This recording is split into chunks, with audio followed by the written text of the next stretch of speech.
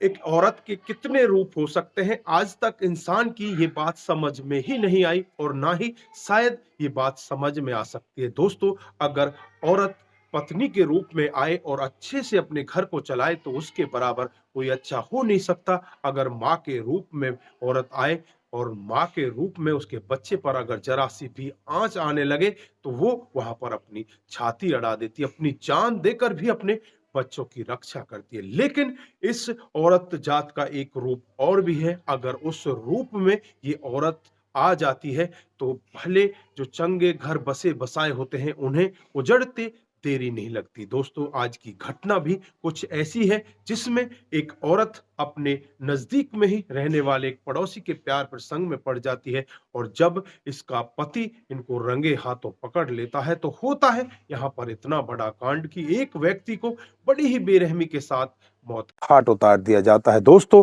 जब पूरे मामले का खुलासा होता है तो हर कोई व्यक्ति इस मामले के बारे में सोचने लग जाता है कि आखिरकार ऐसा कैसे हो गया। आइए दोस्तों, जानते हैं पूरा मामला क्या था। नमस्कार, जय हिंद। आप देख रहे हैं एपीएच न्यूज़ राहुल रावत के साथ। तो दोस्तों, आज की जो हकीकत की घटना आपको बताने जा रहा हूं, बिहार में एक प्रदेश पड़ता है भोजपुर और इसी का बिहिया थाना क्षेत्र है। इसी के अंतर्गत एक राजा बाजार इलाका आता है। ये राजा बाजार इलाके की हकीकत की घटना है। यहाँ पर मनोहर यादव नाम का एक व्यक्ति, जिसकी उम्र मात्र 32 साल होती है, उसकी पत्नी का नाम पूजा होता है, उम्र 29 साल होती है। इनकी 2 बेटियां होती हैं। जो मनोहर लाल यादव होता है वो एक बेकरी की दुकान चलाया करता है। घर परिवार बड़े आराम से चल रहा होता है। सुबह दुकान पर जाया करता और शाम को अपने घर पर वापस आ जाया करता। किसी तरह की कोई कमी इनके परिवार में नहीं होती। 10 जून 2023 को जब ये व्यक्ति दुकान से अपने घर वापस आता है तो इसकी पत्नी से गरम गरम खाना खिला रही होती। तभी इसके पास रात को 8 बजे एक फोन आता है और फोन पर यही कहा जाता है कि मनोहर भाई, हमें केक दे दीजिए, हमारा जन्मदिन है और अगर हमें केक आज नहीं मिला तो हमारा जन्मदिन नहीं मनेगा। लेकिन यहाँ पर जो दुकानदार होता है वो यही कहता है कि भाई, अब तो दुकान में बंद करके आ चुका हूँ, मैं अब तुम्हें केक नहीं दे सकता। लेकिन यहाँ पर फ़ोन पर उससे इस तरह से विनती की जाती है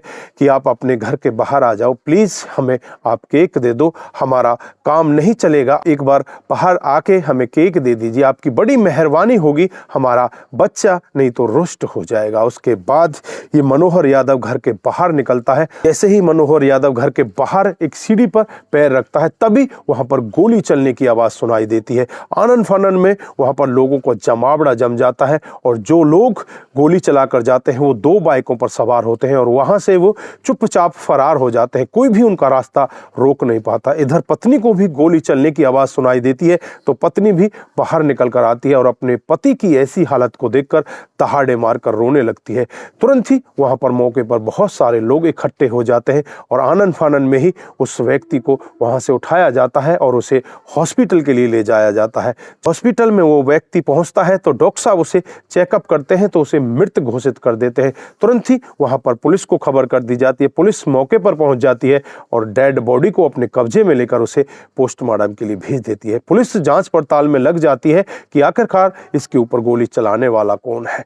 अब पुलिस जो वहां पर इसकी महिला होती है, इसकी पत्नी, उससे पूछताछ करने लगती है कि क्या तुम्हें किसी के ऊपर शक है या तुमने किसी को देखा है कि तुम्हारे पति के ऊपर किसने गोली चलाई है।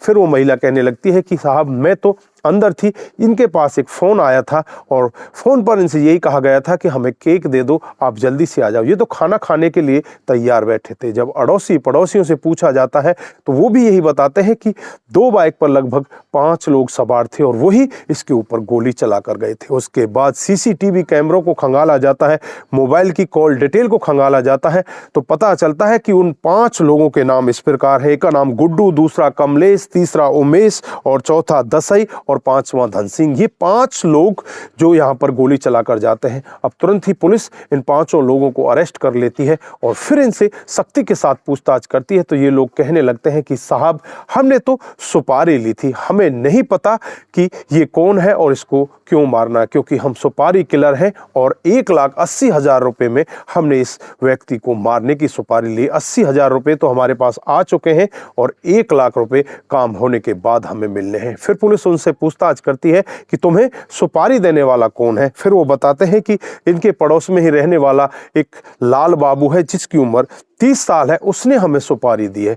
अब पुलिस एकदम से लाल बाबू के घर का रुख करती है। लाल बाबू वहां से भागने की फिराक में होता है, लेकिन पुलिस उसे धर दबोच लेती है। उसके बाद जब उससे पूछताछ करती है तो लाल बाबू एक ऐसा सत्य बताता है जिसे सुनकर पुलिस भी एक बार के लिए हैरान हो जाती है। लाल बाबू बताता है कि साहब, मेरी पत्नी का नाम खुशबू और जो कपड़े का काम किया करती, कपड़े की सिलाई किया करती है। एक दिन का वाकया होता है, मेरी पत्नी जो मनोहर यादव है उसकी पत्नी के कपड़े सीलकर उसके घर देने के लिए जाती है, लेकिन मनोहर यादव की वहां पर पत्नी नहीं होती।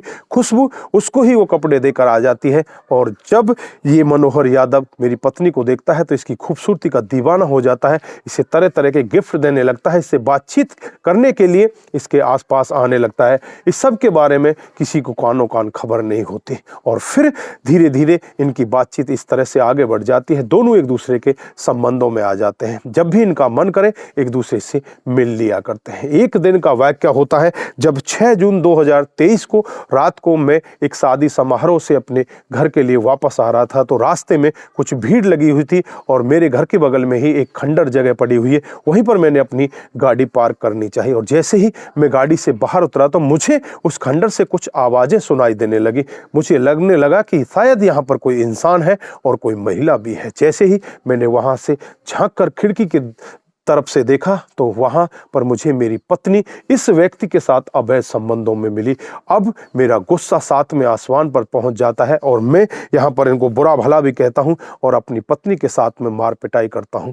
लेकिन मेरा दिमाग यहां पर ठनक जाता है कि मेरी पत्नी के साथ में मेरा पड़ोसी इस तरह के अवैध संबंधों में है और आसपास के लोग भी मुझे इसके बारे में बताते थे, लेकिन मैं उनके ऊपर यकीन ही नहीं कर पाता था। लेकिन आज मुझे विश्वास हो चुका है। फिर मैं अपने मन ही मन ठान लेता हूं कि मुझे इसे रास्ते से हटाना है और रास्ते से हटाने के लिए मैं करूं तो क्या करूं। फिर मैं इन सुपारी किलरों को सुपारी दे डालता हूं। 1,80,000 रुपए की अवज में मैं 5 लोगों को सुपारी देता हूं, जिसमें 80,000 रुपए मैं इनको अग्रिम पेशगी के रूप में दे देता हूं और 1 लाख रुपए मुझे काम होने के बाद में देने थे। लेकिन इस सब का जब भंडाफोड़ होता है, पुलिस वाले ये पूरा वाकया सुन रहे होते हैं, तो पुलिस वाले भी एक बार सोचने के लिए मजबूर हो जाते हैं और उस व्यक्ति से कहने लगते हैं कि तुम्हें सुपारी देने से पहले हमारे पास आना चाहिए था, हम आपकी मदद जरूर करते हैं। लेकिन यहाँ पर इस व्यक्ति ने ऐसा नहीं किया और इस व्यक्ति ने वो कदम उठाए जिसकी वजह से जो सामने वाला व्यक्ति होता है वो तो मर जाता है और बाकी 6 लोग अब जेल के अंदर चले जाते हैं। 5 तो वो सुपारी किलर पकड़ लिए जाते हैं और 6ठा ये खुद व्यक्ति जो इस सब काम करने का मास्टरमाइंड होता है। तो दोस्तों, यहाँ पर आप क्या कहना चाहते हैं? इस पत्नी के अवैध संबंधों के चलते हुए एक हंसता खेलता परिवार किस तरह से बिखर जाता है। दोस्तों, ज्यादातर ये अवैध संबंधों के चलते ही होता है।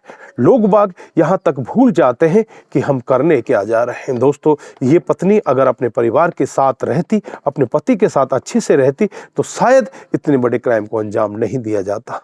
तो दोस्तों, यहाँ पर इस घटना से हमें सीखने की भी जरूरत है कि अवैध संबंध हमेशा ही दुखदायी होते हैं। इन अवैध संबंधों से जितना दूर रहा जाए उतना ही हमारे लिए अच्छा होगा, नहीं तो ये किसी के लिए भी इस तरह से घातक सिद्ध हो सकते हैं। दोस्तों, अगर आप लोगों को हमारे वीडियोस जरा से भी प्रभावित करते हैं, ठीक ठाक लगते हैं, तो लोगों के साथ जरूर शेयर करके जाइए। दोस्तों, आप लोगों का एक शेयर हमें आगे बढ़ाएगा और हमारे अंदर बहुत ज़्यादा खुशी पैदा होगी और हम अच्छे अच्छे वीडियो आपके लिए इसी तरह से लाते रहेंगे। दोस्तों, आप जहां भी रहें सतर्क रहें, सावधान रहें और इस तरह के क्राइम को अपने आसपास ना होने दें। नमस्कार, जय हिंद, जय भारत।